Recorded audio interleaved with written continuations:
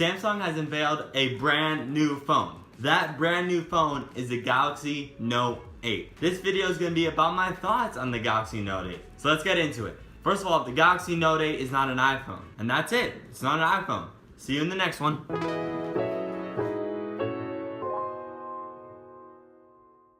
Nah, I'm just kidding. It's still not an iPhone though. But you still gotta respect the competition.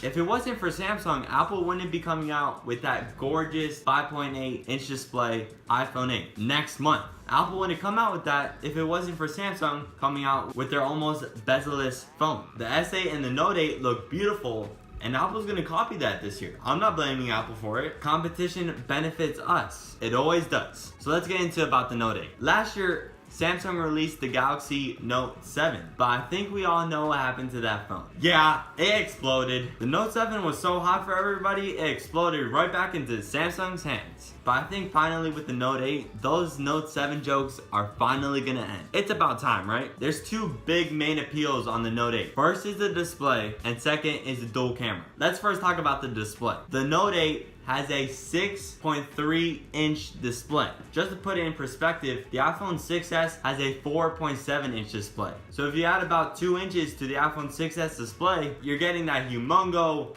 AMOLED Samsung display for the Note 8. If you want a big display, go for the Note 8. The iPhone edition is gonna have a 5.8 display, which is pretty modest when you're comparing it to the Note 8. 5.8, 6.3. Give or take 0.5 inches. That's not that much. The Note 8 has 18:5:9 ratio for its screen, which means whenever you're watching YouTube videos, the top and bottom are going to be cut off, so you can use up that full display. The benefits of 18:9 is that you have a lot of screen real estate to do multitasking, to have a lot of information on the screen. 18:9 screens are nice, but there are some cons. There's only really one con to an 18:9 screen ratio, and that's when you're watching video. I just said it. If you're watching video on the Note 8 and the S8, the top and bottom of the video is going to get cut off, so you can fill up that whole screen, the whole 6.3-inch screen. But I would say overall 18:9 is a good ratio. If I were buying a phone, that wouldn't really be a worry to me, especially when that 6.3-inch display is very high quality AMOLED display, 1440p, Quad HD, deep blacks, a screen that gets really bright. Samsung easily makes the best displays on any smartphone. Good thing they're making it for the iPhone 8. So us Apple consumers can appreciate that Samsung display experience. I would like to thank Samsung for doing that. Second, let's talk about the dual camera. Yes, Samsung finally added a dual camera. Google. Come on, Google. Come on! Samsung finally added a dual camera with the Note 8. The dual camera is an identical copy of the iPhone 7's dual camera setup. The first camera is a regular standard view, but the second is a 2x zoomed in view. So you can zoom in 2 times without losing any quality. And also that second camera is zoomed in allows for that beautiful portrait mode. Portrait mode was honestly one of the best features on the iPhone 7. I can't wait to get my hands on it on the iPhone edition or the 7s. I don't know which one I'm gonna get yet. So since that dual camera setup allows for that blur effect mode, Samsung's of course gonna have their own portrait mode like feature. So Samsung has that beautiful portrait mode. So if you Android lovers wanted a piece of that portrait mode, the Note 8 finally has it. And also a little neat thing that Samsung did is that second camera has optical image stabilization. What that means, if you're shaking your hand a little bit, the camera's gonna automatically stabilize the video or photo. Not only on the standard one, but also on the zoomed in one. That's what the iPhone 7 Plus doesn't have. The standard one on the iPhone 7 Plus is optical image stabilized, but the second one isn't. The iPhone edition is rumored to have both stabilized. So Apple's gonna match the Note 8 with even a better camera on the iPhone edition. Remember that 4K at 60 frames a second? That's gonna be impressive. But wait, I'm still talking about the Note 8. I can't get too excited. The two cameras on the Note 8 have an aperture of 1.7. The aperture is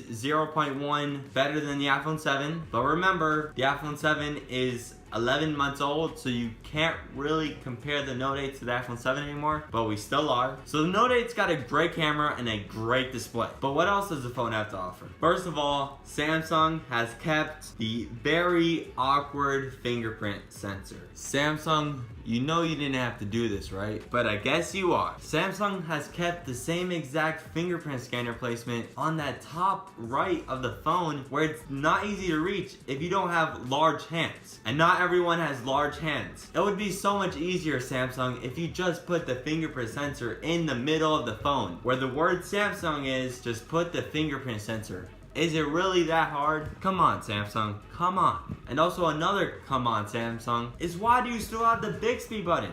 No one wanted the Bixby button on the S8, but yet you still keep it on the Note 8. No one's asking for this. No one. It's like if Apple put a Siri button on the side of the iPhone. That's so unnecessary. Just swipe left for Bixby. You don't need to have a whole button for it. That's just a waste of space. And it might not be a waste of space if you could remap it to whatever you want. If you could remap that button to launch your favorite app, like Snapchat, YouTube, Instagram. But no, it has to stay on Bixby. Who wants Bixby? Not me, of course. But the Note 8 still has that water and dust resistance that Samsung is kind of known for having now. The Note 8 has expandable memory if you want that, and also has 6 gigs of RAM. But here's where people don't really buy the Note 8 anymore. It's the price. The base model of the Note 8 is, get ready for it, $930. Flagships are getting expensive, folks. They are getting expensive. The iPhone edition this year for Apple is gonna cost $1,000, maybe more than $1,000. So Samsung pricing their Note 8 at $930 is pretty reasonable.